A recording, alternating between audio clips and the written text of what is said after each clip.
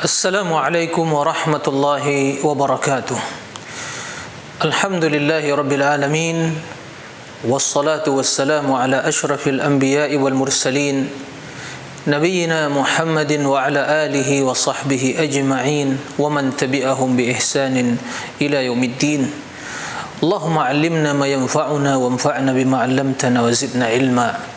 Para pemirsa kaum muslimin dan muslimat di mana saja antum berada, semoga Allah Tabaraka wa Ta'ala senantiasa merahmati kita semua, membimbing kita kepada jalan kebenaran dan memberikan keistiqomahan kepada hati kita untuk senantiasa berada di atas jalan kebenaran tersebut. Para pemirsa rahimakumullah, alhamdulillah, puji dan syukur hanya milik Allah. Kita senantiasa memanjatkan puji dan syukur kita ke hadirat Allah Tabaraka wa Ta'ala atas nikmat iman, nikmat Islam, nikmat menuntut ilmu agama. Kemudian salawat dan salam semoga senantiasa tercurahkan kepada Nabi yang mulia, Nabi Muhammad sallallahu alaihi wasallam. Ikhwatal iman, para pemirsa rahimakumullah, kembali kita melanjutkan pembahasan kita tentang akidah ahli sunnah, yang dalam hal ini berkaitan dengan tauhid asma wa sifat. Telah kita jelaskan pada edisi sebelumnya berbagai kaidah, berbagai prinsip dasar yang harus kita ketahui di dalam memahami, mengimani nama-nama dan sifat-sifat Allah Tabaraka wa Ta'ala. Semua hal itu wajib kita imani, kita yakini, dan kita pegang dengan erat. Kita berpegang teguh kepada prinsip-prinsip tersebut agar kita selamat, tidak tergelincir ke dalam penyimpangan di dalam memahami tauhid asma wa sifat. Pada kesempatan yang mulia ini kita akan menjelaskan berbagai kesalahan yang terjadi seputar memahami asma Allah wa sifatihi, atau di dalam memperlakukan nama-nama Allah dan sifat-sifatnya. Perlu kita ketahui bahwa nama Allah dan sifatnya ini merupakan perkara yang agung. Kenapa tidak? Nama yang berkaitan dengan Sang Pencipta, sifat-sifat Allah yang mulia, ini perkara yang agung, perkara yang sangat prinsip, perkara yang sangat mendasar. Maka sudah selayaknya seorang muslim untuk berhati-hati di dalam memahami perkara ini agar tidak terjadi penyimpangan, agar tidak terjadi kesalahan, dan bagaimana sikap dia dalam memperlakukan, di dalam menyikapi nama-nama dan sifat-sifat Allah Tabaraka wa Ta'ala. Tentunya dalam hal ini kita harus mengikuti dalil dari Al-Quran dan Sunnah Nabi SAW agar kita tidak terjerumus ke dalam kesalahan di dalam menyikapi, di dalam memahami nama-nama dan sifat-sifat Allah Tabaraka wa Ta'ala. Ada berapa hal bentuk penyimpangan atau kekeliruan, kesalahan di dalam menyikapi dan di dalam memperlakukan nama-nama dan sifat-sifat Allah Tabaraka wa Ta'ala. Inilah yang harus kita waspadai. Inilah yang insyaAllah akan kita jelaskan pada kesempatan yang mulia ini. Yang pertama, di antara kesalahan di dalam menyikapi nama-nama dan sifat-sifat Allah Tabaraka wa Ta'ala, adanya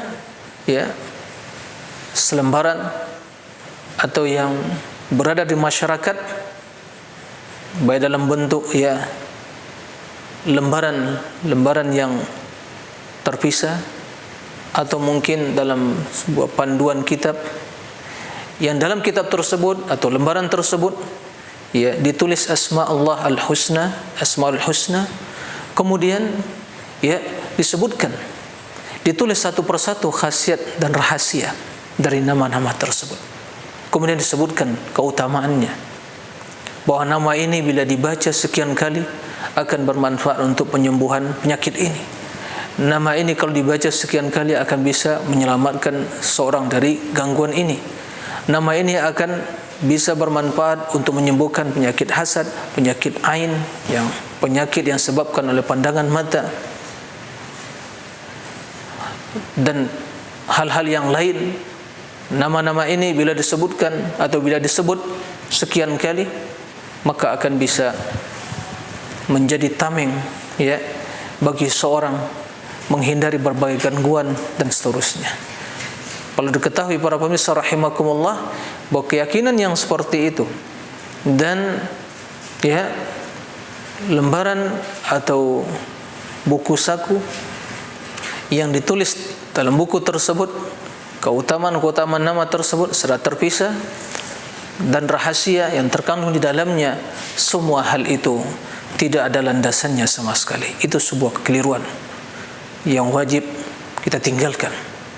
Karena ini berkaitan dengan nama Allah dan sifat Allah, maka tidak akan mungkin yang demikian itu. Seandainya perkara yang demikian itu merupakan perkara yang benar, perkara yang sangat penting, mustahil Allah tidak akan menyebut, Allah meninggalkan penjelasannya.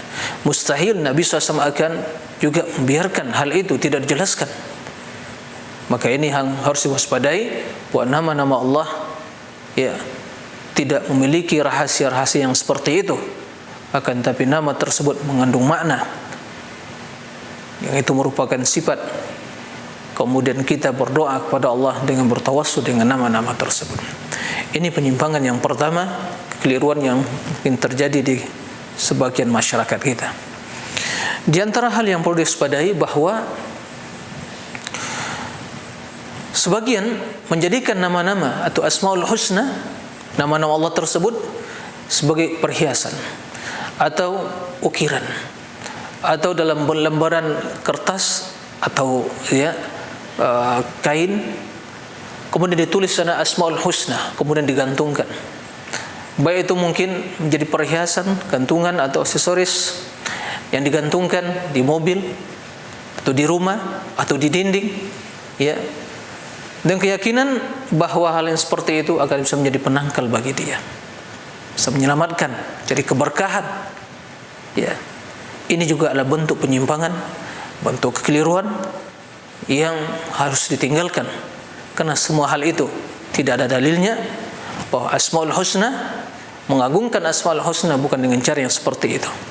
Bahkan jika seorang meyakini bahwa dengan menulis Asmaul Husna Allah Ar-Rahman Ar-Rahim, dia meyakini bila digantung di rumahnya atau di dinding atau di mobil,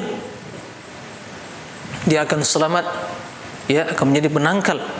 Maka ini termasuk ke dalam apa yang dinamakan dengan at-tamimah, itu penangkal.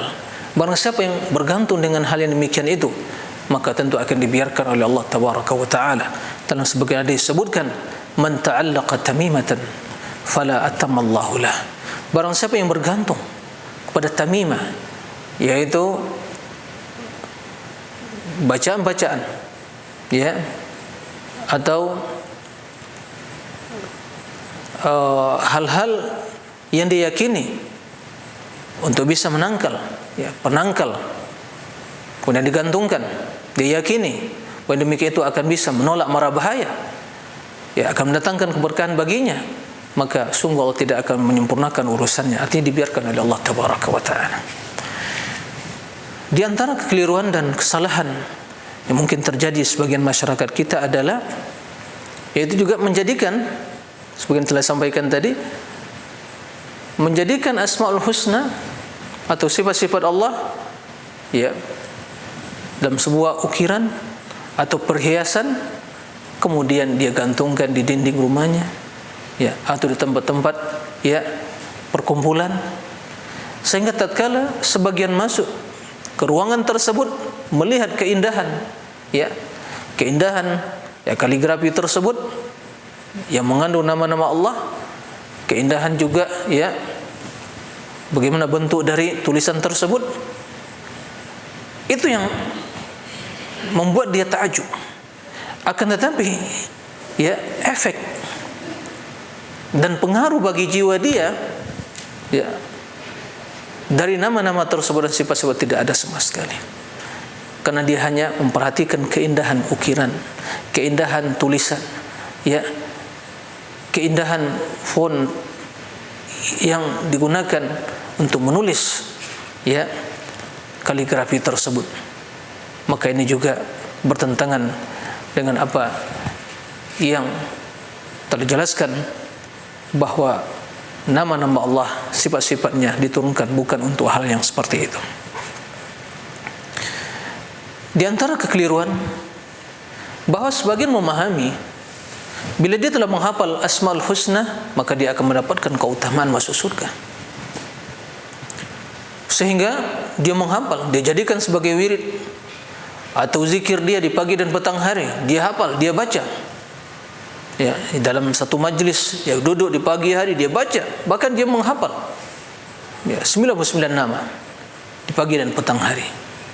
Dia dengan keyakinan bahwa bila dia membacanya dan menghafalnya, dia akan mendapatkan keutamaan masuk surga tanpa dia memahami maknanya dan mengamalkan isi kandungannya dan berdoa kepada Allah ya, dengan bertawassul dengan nama-nama tersebut, baik doa dalam bentuk permohonan atau doa dalam bentuk ibadah. Maka sebagian telah pernah kita jelaskan bahwa maksud dari hadis bahwa Allah memiliki 99 nama, barang siapa yang mengetahuinya, menghafalnya, dia akan masuk surga. Maksudnya adalah mengetahuinya, memahami isi kandungannya, dan berdoa kepada Allah, mengibadati Allah dengan nama-nama tersebut, yaitu memohon kepada Allah. Itu dimaksud ahsaha, bukan sekedar menjadikan bacaan ya sebagai bacaan rutin atau wirid di pagi dan petang hari tapi tanpa memahami maknanya. Ini jelas suatu kekeliruan yang wajib ya diwaspadai, bahkan yang harus ditinggalkan pemahaman yang seperti itu. Hendaklah konsentrasi seorang tatkala dia membaca Asmaul Husna, mempelajari isi kandungannya untuk memahami ya apa yang terkandung di dalam nama tersebut dari makna-makna yang sempurna, itulah sifat-sifat Allah tabaraka wa taala.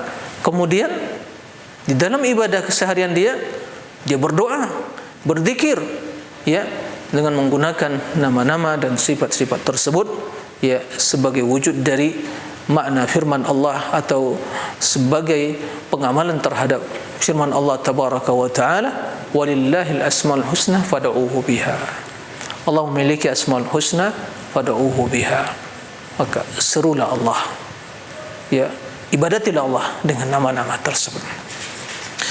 Ikhwatal iman, para pemirsa rahimakumullah, di antara kekeliruan yang terjadi di sebagian masyarakat bahwa berdoa atau memohon, meminta kepada ya bukan kepada nama Allah itu sendiri. Artinya apa? Ya, dia meminta atau meminta kepada sifat atau berdoa dengan menyeru ya isma Allah, bukan Allahnya tapi nama Allahnya.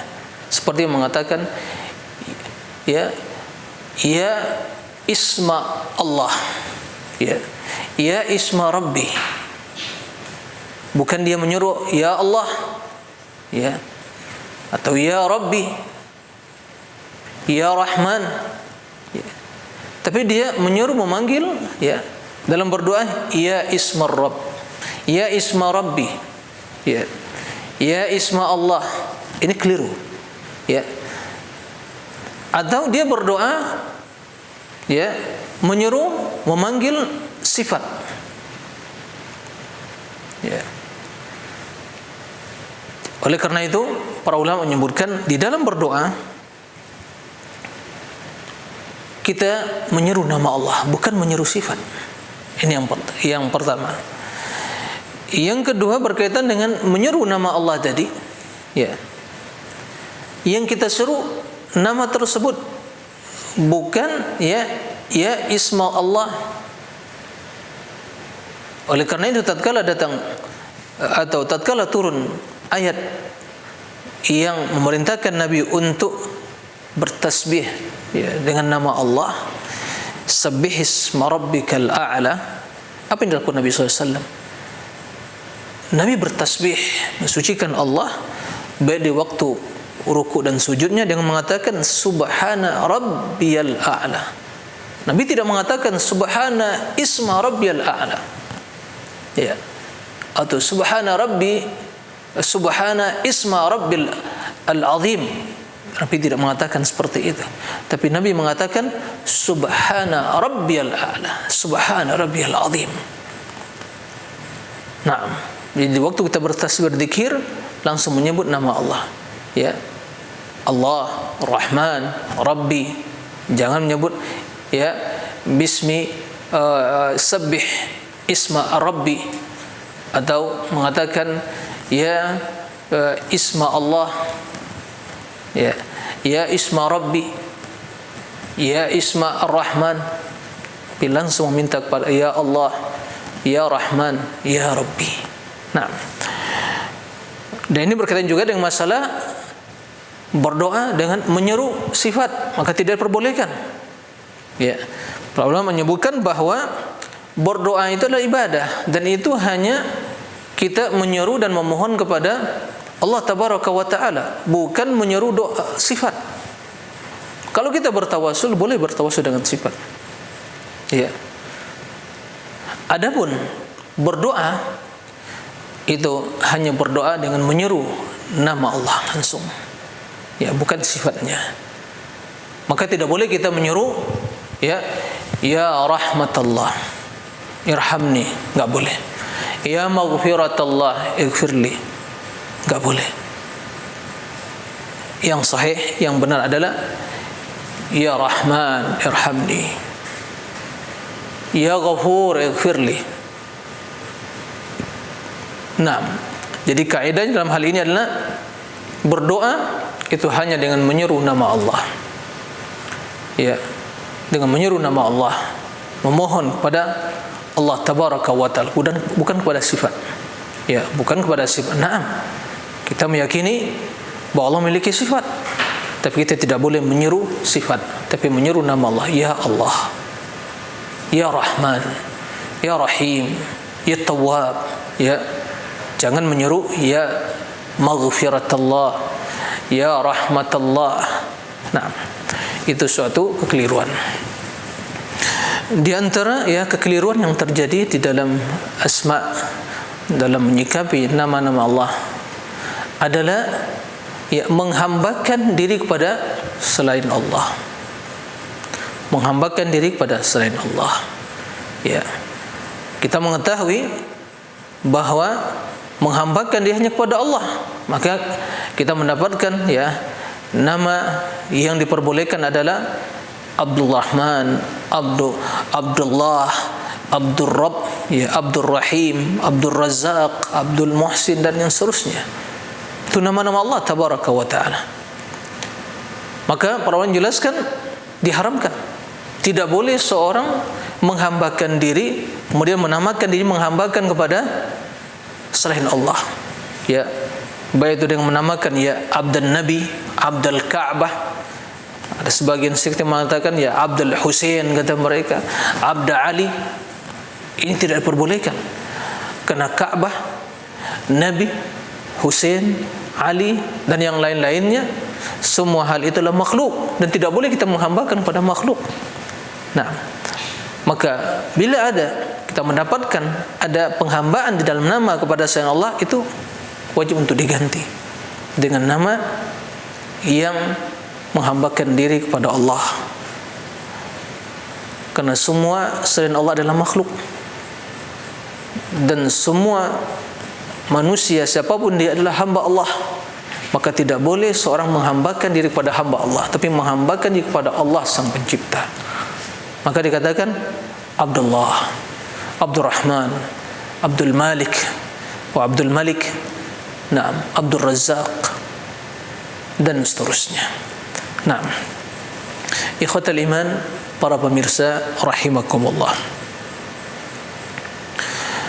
Di antara kesalahan yang harus diwaspadai, dan ini mungkin ya sering kita melihat dan mendapatkan, bahwa kurangnya ya pengagungan kita dan perhatian kita kepada nama-nama dan sifat-sifat Allah. Kita mendapatkan dalam secari kertas misalnya, ya, tertulis nama Allah, lalu kita dapatkan sebagian masukkan, mencampurkan dengan sampah, ya, sampah makanan dan yang lainnya, ya. Dia campur, dia samakan, ya, kertas yang bertulis, yang tertulis pada lembaran tersebut, ya, nama-nama Allah, ya. Atau mungkin kita mendapatkan sebagian, ya, lembaran yang tertulis sana nama-nama Allah, lalu kita dapatkan tergeletak, ya, di jalan atau di teras dan sejenisnya, lalu dibiarkan tanpa diangkat, tanpa diselamatkan, tanpa dipindahkan ke tempat yang layak. Oleh karena itu, merupakan ketakwaan bagi hati seorang hamba dan menunjukkan pengagungannya kepada Allah adalah memuliakan syiar-syiar agama Allah. Dzalika wa may yu'azzim sya'airallah fa innaha min taqwal qulub. Demikian itu, barang siapa yang mengagungkan syiar-syiar agama Allah, itu pertanda ketakwaan hatinya, dan tidak diragukan nama-nama Allah, Asmaul Husna, ya, yang wajib kita agungkan, yang wajib kita muliakan. Maka bila kita mendapatkan nama-nama tersebut tergeletak atau kita dapatkan, ya, tempat yang tidak layak, maka kita pindahkan. Oleh karena itu, sudah sepantasnya, baik itu di rumah atau di sekolah, untuk mengkhususkan tempat-tempat, ya, tong untuk sampah kertas-kertas yang berharga, yang tidak digunakan lagi, dan kertas-kertas yang atau mungkin sampah yang khusus makanan dan minuman dan yang lainnya, atau mungkin plastik dan yang dipisahkan, jangan disamakan. Setelah itu, kalau kita tidak memanfaatkan lagi, ya, bisa dibakar. Daripada lembaran-lembaran tersebut yang tertulis di sana, ya, nama-nama Allah kemudian tergeletak bercampur baur, ya, bercampur aduk dengan hal-hal yang bahkan mungkin najis atau ya kotoran dan yang lainnya, tentu merupakan di antara pengagungan kepada Allah, mengagungkan nama-nama Allah. Maka di antara makna pengagungan atau sikap kita dalam mengagungkan nama-nama Allah dan nama-nama Allah dan sifat-sifatnya adalah kita menyelamatkan, memindahkan kertas-kertas yang bertulis pada kertas tersebut nama-nama Allah, sifat-sifatnya, kita pindahkan kepada tempat yang layak, dikhususkan tempatnya di tong yang khusus, ya, untuk kertas-kertas yang seperti itu. Ikhwatul iman, para pemirsa rahimakumullah. Kemudian di antara hal yang perlu diperhatikan, bahwa di dalam kita berdoa, di dalam kita, ya, berzikir, hendaklah kita, ya, menghadirkan makna dari nama-nama atau sifat yang kita jadikan sebagai zikir, ya, dan dalam kita berdoa. Jangan sampai hati kita lalai terhadap makna yang terkandung di dalamnya. Sebagai contoh, tatkala kita berdoa, ya, menyeru nama Allah, Ya Ghafur Ya Rahim, maka hendaklah kita menghadirkan bahwa Allah memiliki sifat keampunan. Apa yang harus kita lakukan? Apapun yang kita lakukan atau apapun dosa yang mungkin pernah kita lakukan, kita jangan berputus asa, mohon keampunan kepada Allah, bergegas, bersegera kepada keampunan Allah tabaraka wa ta'ala. Sari'u ila maghfiratin min rabbikum, bergegaslah untuk mendapatkan keampunan dan keridhaan Allah subhanahu wa ta'ala. Tidak boleh kita berputus asa. Begitu kita membaca nama Allah, Ya Rahman, kita bergegas untuk meraih rahmat Allah dan melakukan amal ibadah, ketaatan kepada Allah tabaraka wa ta'ala. Begitu kita membaca nama Allah, ya,